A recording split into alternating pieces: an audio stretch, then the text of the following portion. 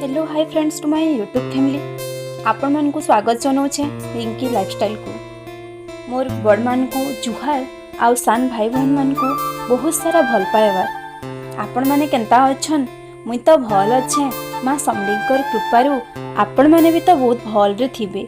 आसुना जी आमे गोटे easy and healthy रेसिपीटे बनामा चलून डेरी न करिकिना जल्दी जल्दी बनईनामा। फास्ट गोटे बाउलटे नहीं तार ऊपर चाली रखीनेमा बेसन 250 ml नहीं ताकि आमे चालनी माध्यम चलईनेमा बेटरटा पॉलिश होगी हेबा जनता।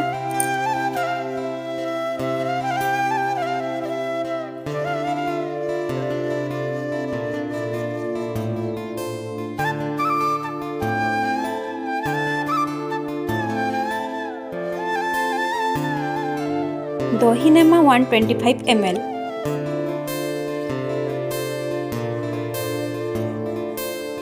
मीठा लगी चीनी नेमा 1/4 कप 60 ml,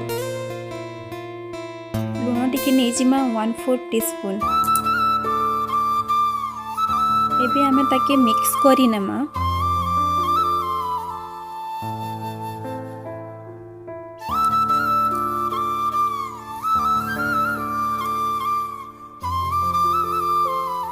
पानी देमा ग्रेजुअली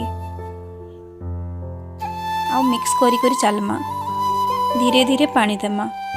इतार बेटर आमको ना कि पतला रखबार अच्छे ना कि आमको बहुत ही गाढ़ा रखबार अच्छे मीडियम रे रखिनेमा। जितकी रिक्वायरमेंट पानी रो दरकार सेतकी देमा धीरे धीरे पानी देमा। जेन लम्स थिबा सेटा के ठीक करी मिसई नेमा।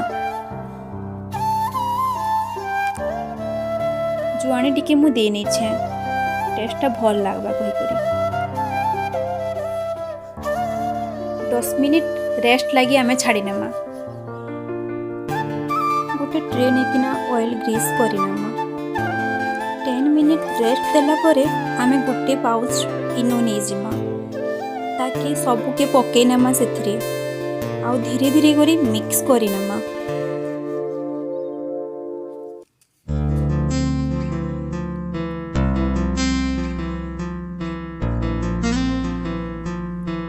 सबू के आमे से ट्रे रे ढाली नेमा। एक्चुअली रे मु कलरटा भूली जाइथिली सेटा सेते बेले मिक्स कला बेले आपण माने पकाबे हल्दी पकाबे नले जार पाखरे फूड कलर अछि फूड कलर पके नेबे। मुई पके नै छे सबू के भल से मिक्स करी नै छे देखो।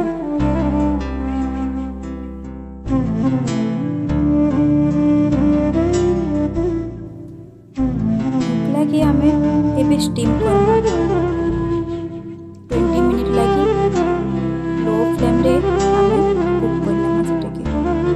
ढोकला स्टीम हेबार भितरे आमे छुंक देबार लगी खटा मीठा पानीटा आमे रेडी करनेमा।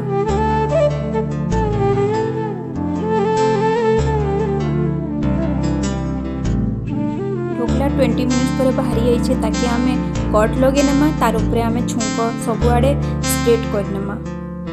रेडी हो जाए आमर ढोकला केते सुंदर है देखंतु।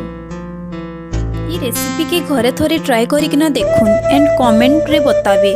फ्रेंड्स मोर गोटे हम्बल रिक्वेस्ट मोर चैनल के जेन माने सब्सक्राइब नाई करी तो करी नोन साइड रे थिबार बेल आइकन भी टिके टच करी नोन जेनटा कि सबु नोटिफिकेशन आपण मानकर पाके जल्दी पहुंचे जिबा। नमस्कार।